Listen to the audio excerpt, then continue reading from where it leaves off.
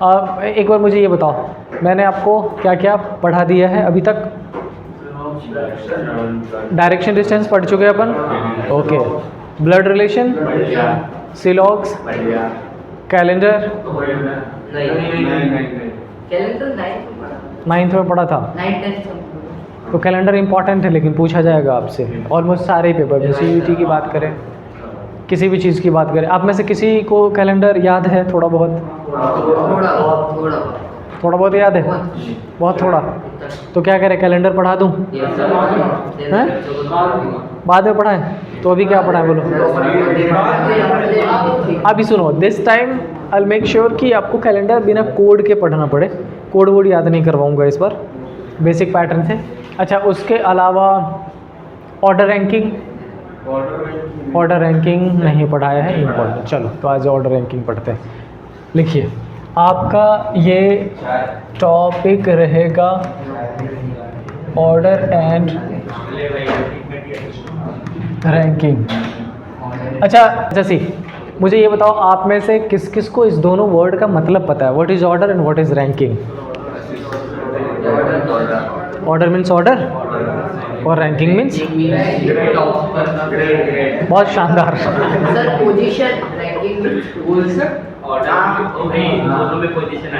दोनों में पोजीशन आती है। सी इट्स वेरी सिंपल, सुनो। If we are talking about an individual or a single person or position of a person, it means we are talking about ranking. But if you have a responsibility to settling them down, एक जगह arrange करना हो proper कि आगे वाले table पे 3 बैठेंगे, दूसरे पे 5 बैठेंगे, फिर 7 बैठेंगे, एक सिस्टमेटिक वे में, वो क्या हो जाता है? अरेंजमेंट। इसका मतलब ये, दूसरे एग्जाम्पल से ऐसा कंसीडर कर सकते हो आप, यूँ समझ लो कि आपके इस क्लास में एक टेस्ट कंडक्ट कराया जाता है किसी भी चीज़ का। हर पर्सन का अपना अपना इंडिविजुअल रैंक आएगा।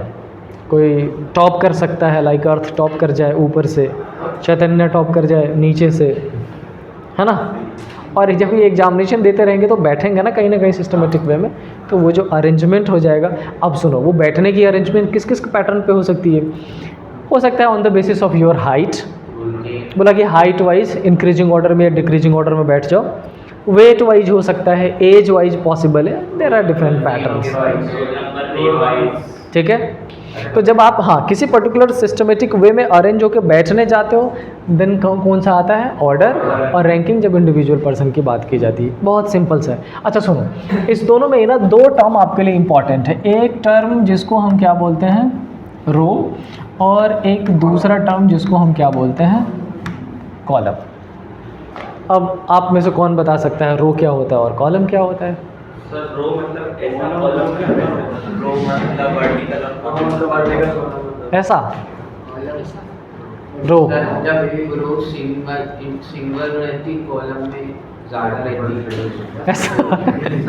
अच्छा सुनो, रो मिला के कॉलम बनता है, that is the good answer. लेकिन सुनो,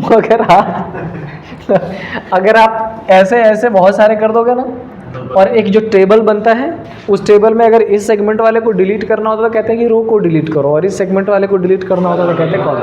तो सिंपल सा मतलब ऐसा सपोज कर लीजिए, जब इस लाइन की बात की जाती है तो क्या होता है? रो, और जब इसकी बात की जाती है तो क्या होता है? डन। अच्छा मुझे ये बताओ कि ये मैंने चाहे रो की बात कर ली या इसकी बात कर ली, इसके कितने एंड आपको दिख रहे हैं? दो ही एंड है। अच्छा, ये क्वेश्चन मैंने ग्वालियर में, एक बहुत ही खतरनाक इंजीनियर था, ऐसा सर पे वो लपेटे हुए आता था वो हमेशा। मैंने उससे पूछ लिया, कह रहा है कि सर ये लाइन जो है ना, ये बहुत सारे डॉट्स, बहुत सारे पॉइंट्स का कनेक्टिव वो रहता है, कनेक्ट किया रहता है। सुना है आप लोगों ने, जो लाइट्स होता है वो ऐसा प्रोटॉन का, कि सर इसके तो अनलिमिटेड एंड हो सकते हैं, 2 एंड आप कैसे बोल सकते हो? मैं कहा इंजीनियरिंग मत पढ़ाओ, इस लाइन को देखो और सही से बताओ कितने एंड है। कितने एंड है इसके? 2। तो आप में से अगर किसी के दिमाग में ऐसा आता हो तो उसको निकाल दीजिएगा। अच्छा, एक एंड को क्या बोलते हैं? तो दूसरे को क्या बोलेंगे? ओके। और क्या बोला जा सकता है इसको? Starting point. तो इसको क्या बोला जा सकता है? Ending point. यस।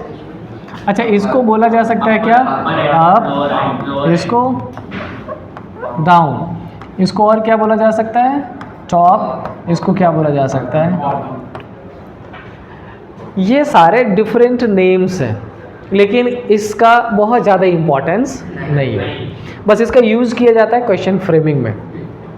इसका मतलब ये कि अगर क्वेश्चन में ऐसी इंफॉर्मेशन लिखा जाता है कि A is sitting on 13th position from left, then B is sitting in the same row from right. मतलब अगर क्वेश्चन में लेफ्ट यूज़ किया गया तो क्या यूज़ किया जाएगा? राइट। अगर टॉप यूज़ किया गया तो क्या यूज़ किया जाएगा? बॉटम। स्टार्टिंग पॉइंट यूज़ किया गया तो क्या यूज़ किया जाएगा? Ending point. इसका मतलब ये सारे वर्ड्स ये जानना इसलिए इंपॉर्टेंट है आपके लिए, ताकि क्वेश्चन फ्रेमिंग में क्या बेसिक स्ट्रक्चर रहता है वो क्लियर हो पाए। ठीक है, तो अभी वाले में बहुत कुछ इम्पॉर्टेंट नहीं था, अब जो आगे बताने वाला हूँ वो आपके लिए इम्पॉर्टेंट होगा।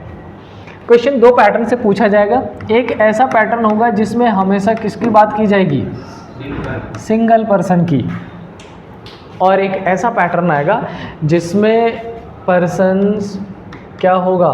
मोर देन वन होगा। अच्छा, इस सिंगल पैटर्न वाले में आपसे क्या क्या एक जो माइंड मैप होता है ना पूरे चैप्टर का, मैं पहले वो बना दे रहा हूँ, फिर आगे अपन धीरे धीरे पढ़ेंगे। सिंगल वाले में आपसे क्या क्या पूछा जा सकता है? आपसे पूछा जा सकता है इसमें सबसे पहले कि आप ये फाइंड करो टोटल कितने हुए। आपसे ये पूछा जा सकता है कि उसी पर्टिकुलर पोजीशन में अगर किसी पर्सन की पोजीशन राइट से दी गई है, लेफ़्ट से दी गई है, तो उसकी पोजीशन राइट से, या अगर राइट से दी गई होगी तो उसी की पोजीशन कहाँ से पूछ ली जाएगी? लेफ़्ट से। तो ये तीन कॉन्फ़िगरेशन सिंगल वाले में रहेगा, और मैं चाहता हूँ कि पहले इसको समझ लें तब अपन इस पर एंटर करेंगे। ठीक है, हाँ, जैसे समझा है? देखो, जब किसी भी क्वेश्चन में सिर्फ एक पर्सन की इन्फॉर्मेशन दी जाएगी तो आपसे तीन चीज़ों में से कुछ भी एक पूछा जा सकता है। या तो उसकी पोजीशन लेफ़्ट से पूछी जाएगी, अगर पोजीशन लेफ़्ट से पूछी जाएगी तो क्वेश्चन में राइट और टोटल ऑलरेडी गिवन होगा। कैसा? एक एग्जांपल से सपोज कर लो कि एक पर्टिकुलर क्वेश्चन है जिसमें आपसे ये बताया गया कि बेटा उसमें टोटल नंबर ऑफ पर्सन्स कितने हैं? 40। डन। ए एक पर्सन है, ए एक पर्सन, और इसकी पोजीशन अगर मैं लेफ़्ट से बात करूं तो कितनी दे दी गई है? 20। तो इसी ए की पोजीशन आप कहां से बता दो? राइट से बता दो। डन। इसका सिंपल मतलब क्या होगा कि एक कॉन्फ़िगरेशन में अगर ये तीनों चीज़ की बात की जाती हो तो कोई भी दो की इन्फॉर्मेशन दी जाएगी और तीसरा आपसे पूछा जाएगा। मैं एक बार और क्लियर करता हूँ और ध्यान से देख लो। सपोज कर लो कि क्वेश्चन में क्या क्या मेंशन किया गया हो, क्या क्या रह सकता है? इधर टोटल, और क्या रह सकता है? राइट, और क्या रह सकता है? लेफ़्ट। समझो, अगर क्वेश्चन में टोटल और राइट की इन्फॉर्मेशन दी गई होगी तो क्या पूछेगा आपसे? लेफ़्ट। अगर क्वेश्चन में टोटल और लेफ़्ट की इन्फॉर्मेशन दी गई होगी तो क्या पूछेगा? और अगर क्वेश्चन में लेफ़्ट और राइट गिवन होगा तो क्या पूछेगा? तो सिंपल सा क्या मतलब हुआ कि ये तीन टर्म्स है जिसमें दो की इन्फॉर्मेशन दी जाएगी और थर्ड हमेशा आपसे पूछा जाएगा। क्लियर हुआ इतना? आया डायरेक्टली क्वेश्चन पे। चलो, क्वेश्चन के साथ ही मैं फाइंड कैसे करते हैं वो भी बता दूंगा। चलिए, पहला क्वेश्चन मैं लिख रहा हूँ, पहले तो आप डायरेक्टली हिट करो क्योंकि ये बहुत बेसिक पैटर्न है, आप कोशिश कर सकते हो। सपोज कर लो कि there are total 30 persons in a row, done, in which position of A is 15th from, A की पोजीशन 15th है कहाँ से?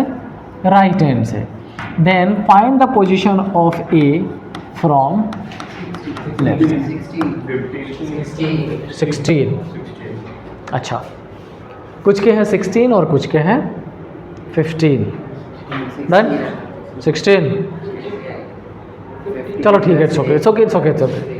कुछ के 15 है, फिलहाल मैं उसको भी करेक्ट मान लेता हूँ, जो 16 है उसको भी करेक्ट मान लेता हूँ। जब अभी अपन एक्सप्लेनेशन करेंगे तो किसका करेक्ट है 100% वो आपको आइडिया लग जाएगा कम।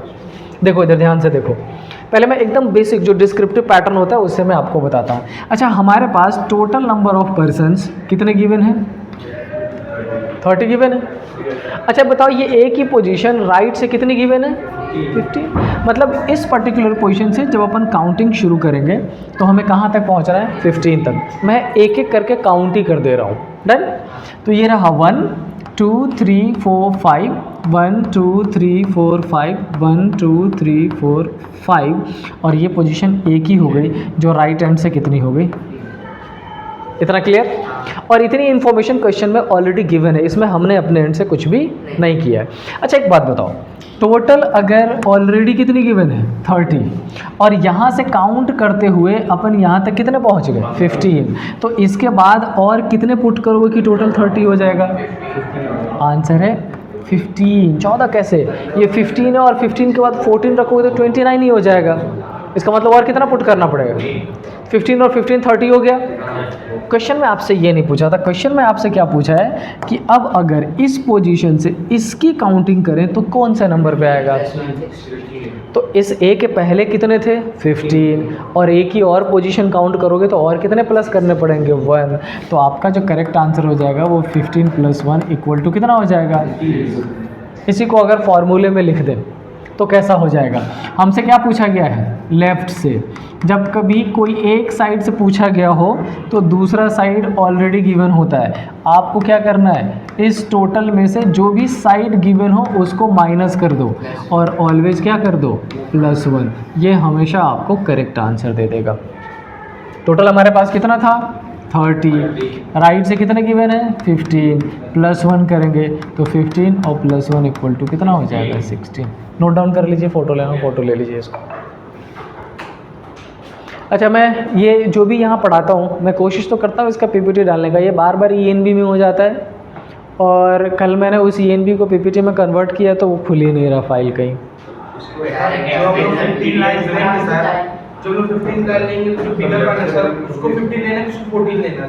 किसको? सही बिगर वन वाली जो लाइन सर, ये वाली, वो वाली, ये वो सबमिट ए वाली, ये सी ये उस पोजीशन को अपन पॉइंट आउट कर रहे हैं जो क्वेश्चन में ऑलरेडी गिवन है ना। तो हमने जब टोटल काउंटिंग करी यहाँ से तो हमने कोशिश की कि हमें ए की पोजीशन उतनी देनी है जितनी यहाँ पर गिवन है, और 30 में से अगर 15 हमने दे दिया तो जो रिमेनिंग है वो रिमेनिंग डायरेक्टली सब ट्रैक करके पुट कर लीजिएगा उस पर। ठीक है, 2 एक क्वेश्चन और सॉल्व करिए, बहुत मुश्किल नहीं, सिंपल है, बस ये ध्यान रखिएगा।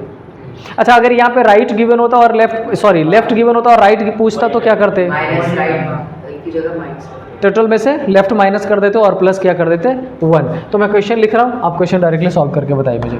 सपोज कर लो कि आपके पास जो टोटल गिवन है this time the total age 100 और एक पर्सन है P जिसकी पोजीशन राइट से दी गई है कितनी 57, तो इसी P की पोजीशन लेफ्ट से कितनी होगी? 44 कंफर्म 44। अभी भी हमने क्या पढ़ा कि आपको टोटल में से जो पोजीशन गिवन है उसको क्या करना है? माइनस कर देना है। तो मुझे ये बताओ अगर इस 100 में से अगर 57 को माइनस करके और क्या किया +1 तो ये कितना हो जाएगा 43 और +1 क्या करोगे 44। यही तो है, इतना तो सिंपल है। क्लियर? चलो अब अगर इसी का पैटर्न नंबर 2, ऐसा मान लो कि ए एक पर्सन है जिसकी पोजीशन लेफ्ट एंड से दी गई है कितनी 35। डन। अच्छा इसी ए की पोजीशन राइट एंड से और वो कितनी दी गई है 45। And now they are asking about the total number of person in the row 79। अच्छा फॉर्मूला वही यूज होगा जो पीछे लिखवाया था, लेकिन डिस्क्रिप्टिव में आपको बताऊंगा। किस किस का आंसर आ चुका है ये बताओ, और आप सबके क्या आंसर है 79। चलो जिनका नहीं आया उनके लिए पहले एक बेसिक छोटा सा एग्जांपल ले लेते हैं, फिर अपन सपोज करेंगे। ऐसा मान लो कि एक पर्टिकुलर पर्सन है ए जिसकी पोजीशन लेफ्ट हैंड से दी गई कितनी 10 और इसी ए की पोजीशन राइट हैंड से भी कितनी दे दी गई 5। डन। अच्छा ये बताओ ए की पोजीशन राइट हैंड से 5 गिवन है, इसका मतलब 1 2 3 4 और इसकी पोजीशन 5 दे दी गई। ठीक है, और इसी ए की पोजीशन लेफ्ट हैंड से कितनी गिवन है 10, तो 10 का मतलब है यहाँ से 1 2 3 4 5 6 7 8 9 और 10 तो ये खुद ही हो जाएगा। डन। तो एक पोजीशन किसकी हो गई एक ही, और फिर ये और ये दोनों को काउंट कर लेंगे, हो जाएगा। तो ए से इस साइड कितने हैं टोटल 4, इस साइड कितने हैं 9 और 4 कितने होंगे 13 और 1 प्लस करें कितने हो जाएंगे। ये तो हो गया डिस्क्रिप्टिव। अगर मैं इसको डायरेक्टली फॉर्मूले से करता तो कैसा कर देता, मैं इसको मैं ऐसा कर देता left plus right minus 1 equal to क्या हो जाता है टोटल। लेफ्ट से पोजीशन कितनी दी गई थी 10, राइट से पोजीशन कितनी दी गई थी 5, माइनस 1 कर दो तो 15 माइनस 1 इक्वल टू क्या हो जाता है। क्लियर हुआ? इसी का काम यहाँ पे कर देना है। तो आपके पास लेफ्ट से गिवन है 35, राइट से गिवन है 45, प्लस करके और माइनस 1 कर दीजिए, क्या हो जाएगा 80 माइनस 1 क्या हो जाएगा 79। नोट डाउन कर लीजिए एक बार। प्लस करना पड़ता है उसमें माइनस किसमें? इसमें सर। हाँ, अब इसमें सुनो, इसमें क्या है, इसमें आपसे टोटल पूछा जा रहा है। तो आप एक काम करो, आप क्लियरली मेंशन करो ऐसा कि जब आपसे टोटल पूछा जाता हो तो आपको ये लिखना है लेफ्ट प्लस राइट माइनस 1। जब आपसे राइट पूछा जाता हो तो आप क्या करोगे टोटल माइनस लेफ्ट प्लस 1, और जब आपसे लेफ्ट पूछा जाता हो तो क्या करोगे टोटल माइनस राइट प्लस 1। एक तो ये तीनों चीज़ें आपको पता होनी चाहिए, और दूसरा ये बेसिक है, आप डायरेक्टली बेसिक कैलकुलेशन भी समझ लीजिए तब भी इजी हो जाएगा। हो गया नोट डाउन?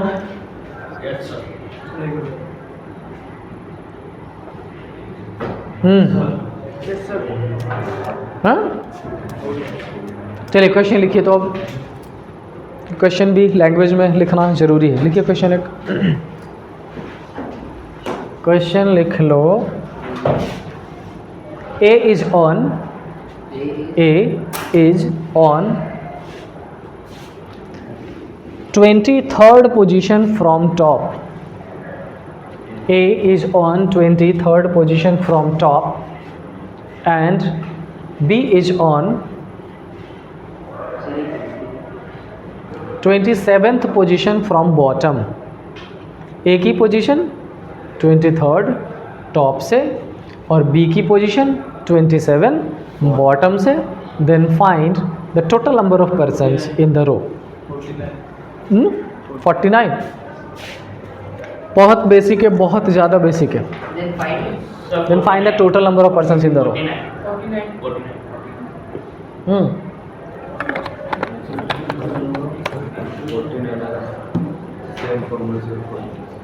49 कंफर्म? ठीक है 49। अच्छा सुनो, एक पर्सन की पोजीशन दी गई कहाँ से? 45 ए है उसकी पोजीशन। अच्छा मुझे एक बात बताओ,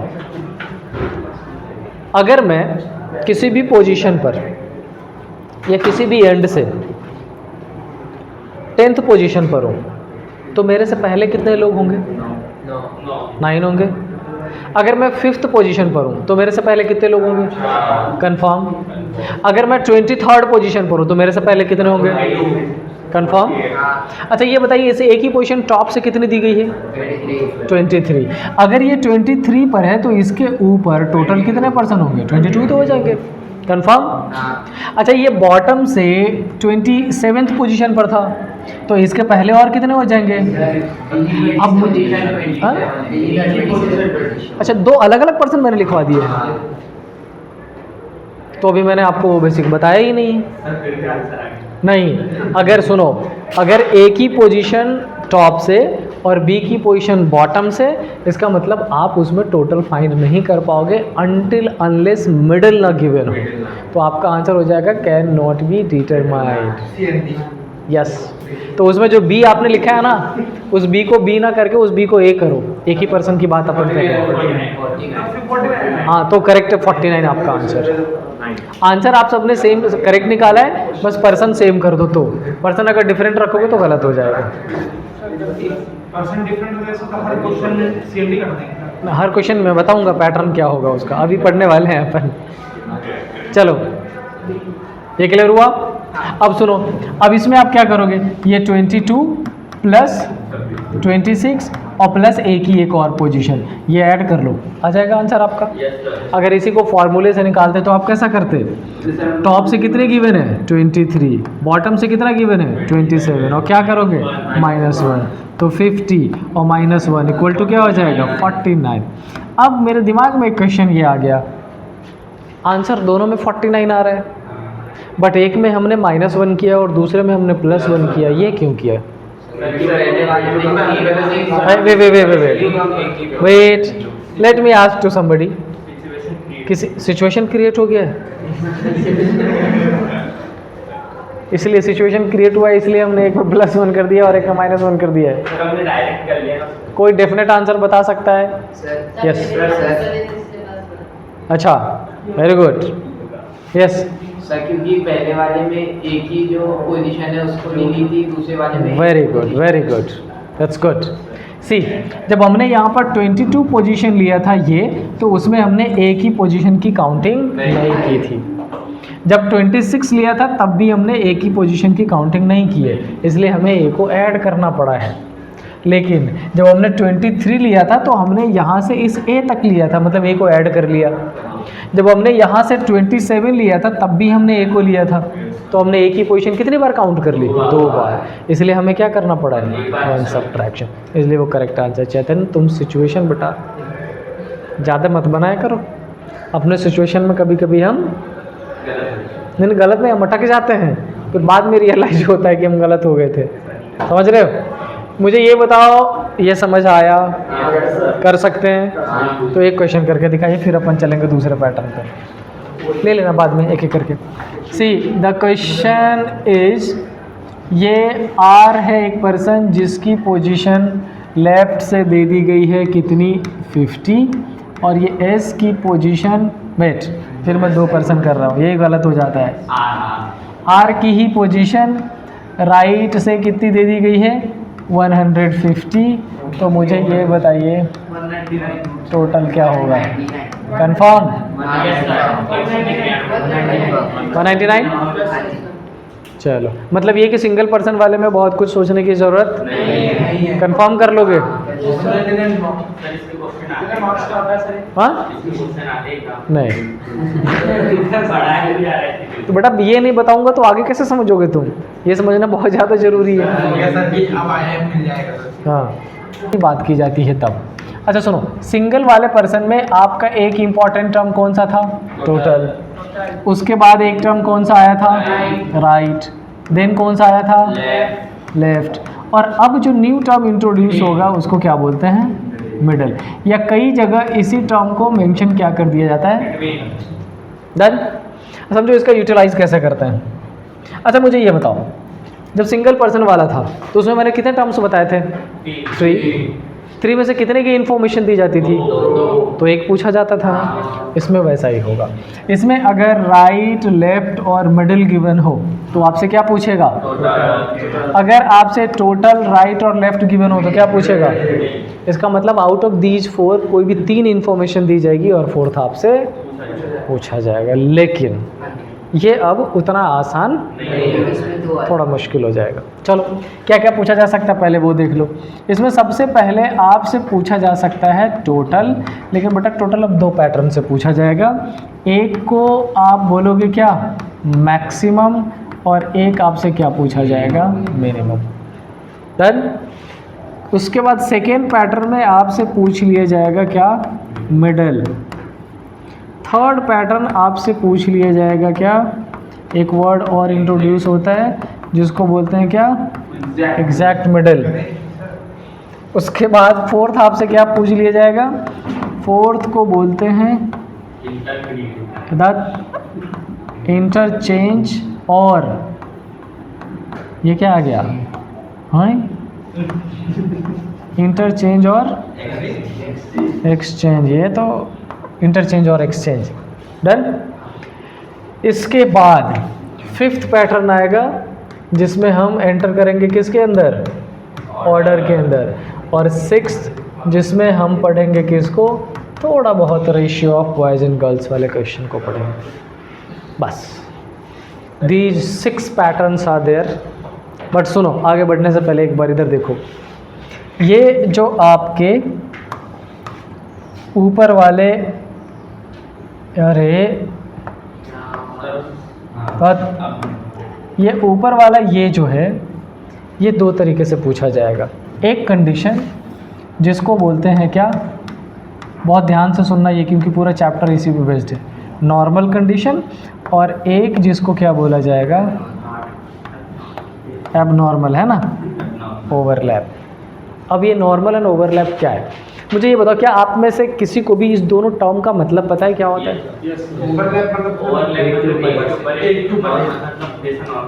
वाह वाह एक बार तालियां बजा दो जरा इसके लिए, big round of applause. Normal मतलब नॉर्मल और ओवरलैप मतलब ओवरलैप। क्या खा के आ रहे तुम आज? चाय पिए? रिफ्रेशमेंट? बेटा मसाला चाय, ये मैं नहीं बोलूँगा, नहीं कैमरे पे। हाँ कई बार नहीं भी तो करता हूँ मैं मेरे पास। हाँ हाँ that is the correct word. आप गेस करिए कल सुबह क्या बनना है? तिरंगा खाना। ये कौन सा नया खाना है?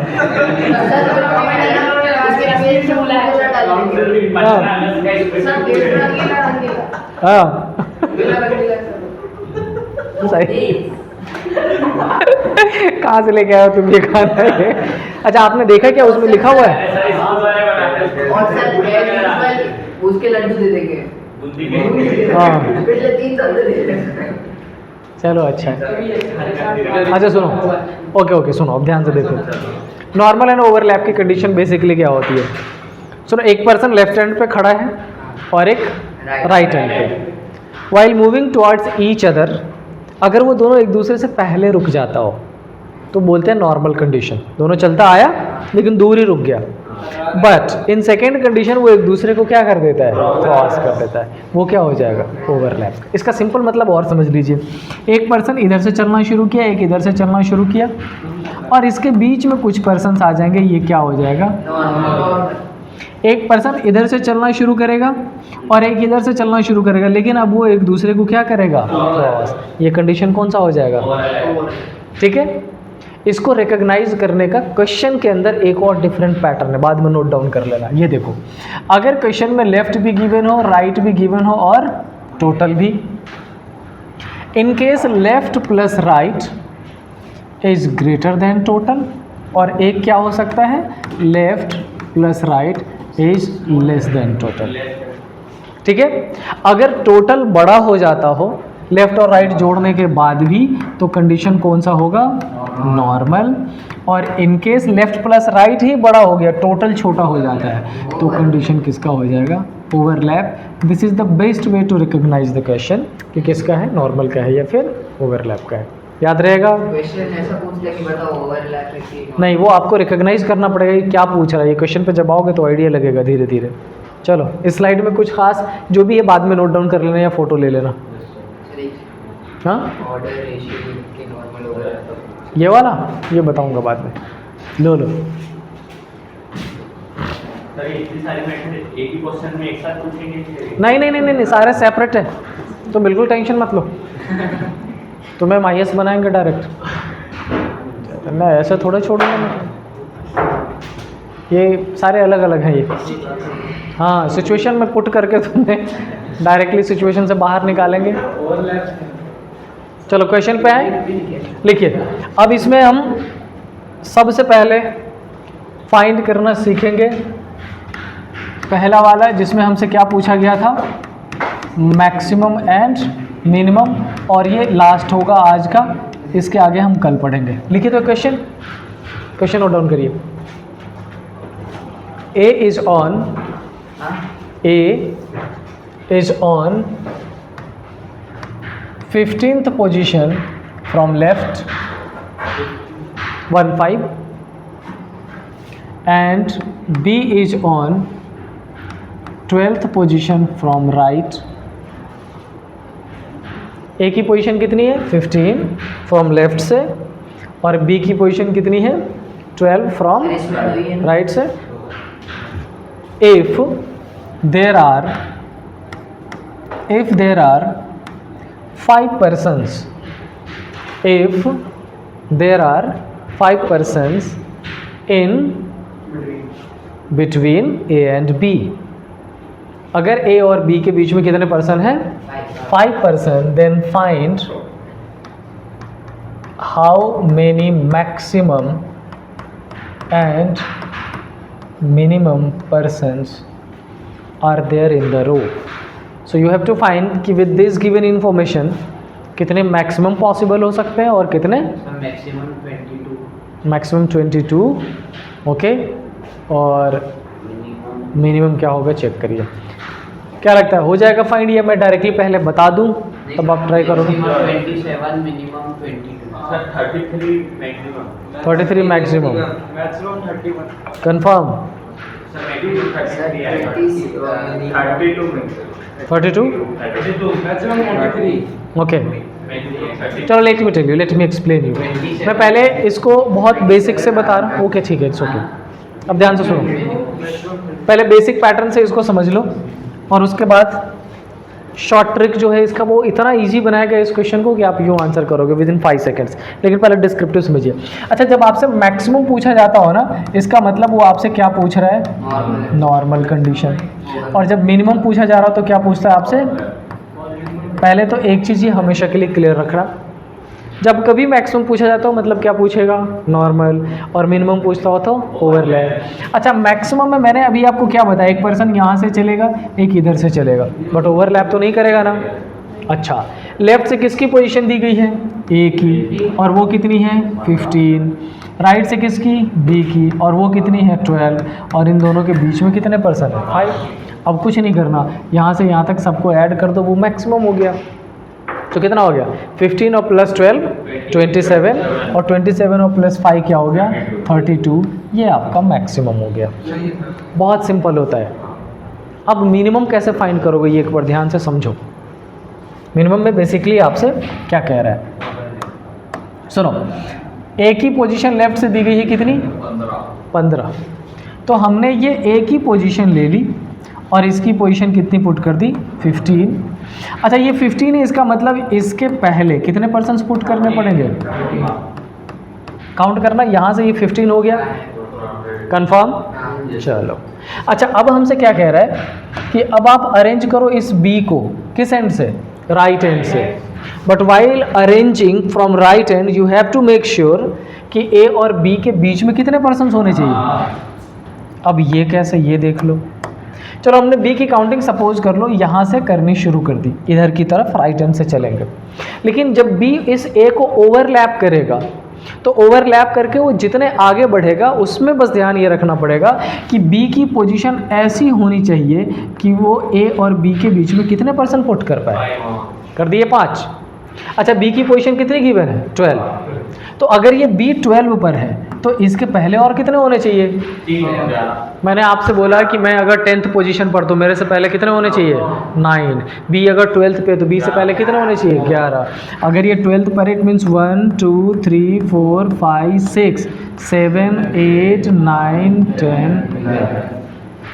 और ये कंप्लीट लाइन बन गया। अब आपको सिर्फ और सिर्फ क्या करना है, यहाँ से यहाँ तक काउंटिंग। बहुत ज़्यादा बेसिक्स बताया है मैंने। अब इसकी अगर काउंटिंग कर लो तो एक ही पोजीशन जब आपने यहाँ तक लिखी थी तो टोटल कितना था? 15। और 15 के बाद और कितने बिठाया आपने? 5। तो 15 और प्लस 5 इक्वल टू क्या हो गया? 20। लेकिन अगर इधर डिटेल्स में नहीं जा रहा हूँ, चाहते हो कि शॉर्ट ट्रिक से डायरेक्टली फाइंड कर ले, तो आपको क्या करना पड़ेगा ये देखो एक बार ध्यान से। जब कभी आपसे मैक्सिमम पूछा जाता हो आप सिंपल करो लेफ्ट प्लस राइट और प्लस मिडल। जब कभी आपसे क्या पूछा जाता हो? मिनिमम, आप सिंपल करो left plus right minus middle minus 2।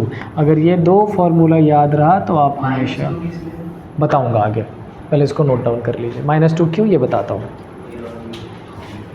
Maximum के लिए क्या है?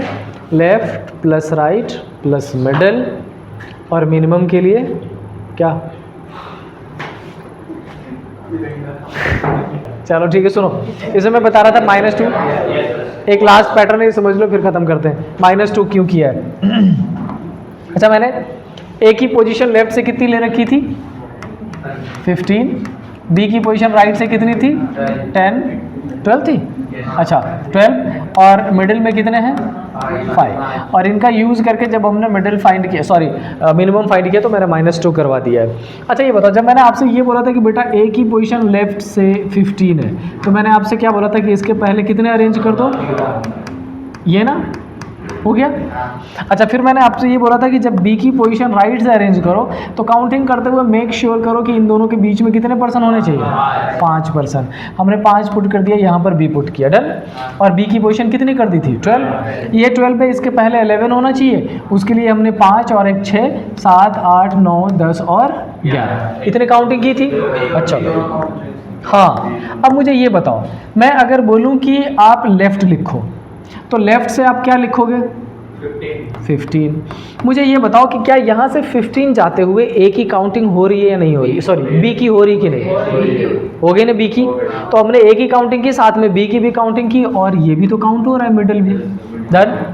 मतलब ये कि जब मैं इस पर्टिकुलर पोजीशन से ए तक पहुंचा तो मैंने बी को भी काउंट किया और मिडिल को भी। अच्छा एक बात बताओ, जब मैं राइट से बोलूँगा और आप लिखोगे 12, तो क्या यहाँ से 12 तक पहुँचते हुए ए को पास करोगे नहीं करोगे, मिडिल पास करोगे नहीं करोगे। तो मतलब ये कि आप इस साइड से भी दोनों की काउंटिंग कर रहे हो और इस साइड से भी दोनों की, तो दोनों दो दो कितनी बार काउंट हो जाएगा, 4 टाइम्स। लेफ्ट से भी एक बार मिडिल काउंट हो रहा है और राइट से भी एक बार मिडिल काउंट हो रहा है, तो मिडिल भी कितनी बार काउंट हो रहा है, 2 बार। इसीलिए हम इसमें से मिडिल को भी माइनस करते हैं और एक्स्ट्रा क्या माइनस करते हैं, 2। बस ये पोजीशन है। इस पर्टिकुलर सेगमेंट में ही बहुत सारे पैटर्न हैं। ये चैप्टर इजी है, कुछ क्वेश्चंस थोड़े से आपको आगे, बेसिकली मैं क्या बताऊँ इसमें, देखो पहुँच गए क्या उधर, नहीं कहाँ रह गया, बैक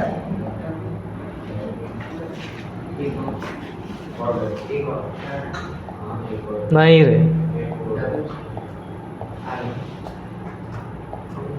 ये इसमें अभी जब हम ये पैटर्न पढ़ रहे थे, अगर आप इसको सही से समझ लेते हो तो आपके ये सारे पैटर्न इसी पे बेस्ड है, कुछ है ही नहीं, बहुत सिंपल है। विद इन 10 मिनट्स ये सारा क्लियर हो जाएगा।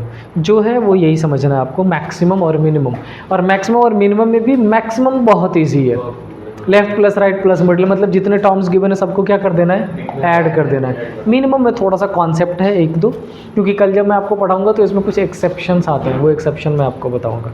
ये समझ लो कि पूरा चैप्टर क्लियर है, डन। चलिए बस इतना ही आज रहने दीजिए, पढ़ेंगे कल फिर।